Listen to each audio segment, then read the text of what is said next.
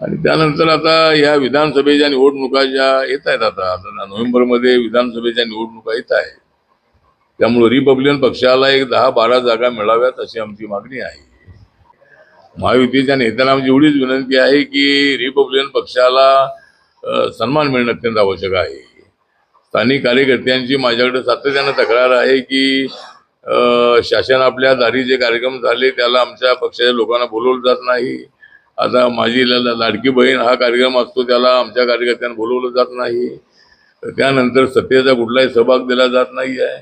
राज्याच्या मंत्रिमंडळामध्ये एक तरी मंत्री आमचा RPS असायला हवा होता, तो मंत्री आमचा घेण्यात आला नाही. माननीय देवेंद्र फडणवीस यांनी विस्ताराच्या वेळेला आपला मंत्री घेऊ असं सांगितलं, पण 2, सव्वा 2, 2.5 वर्ष उलटत आली तरी अजून त्या ठिकाणी विस्तार झाला नाही. त्यामुळे रिपब्लिकन पक्षाचा असा अपमान होणं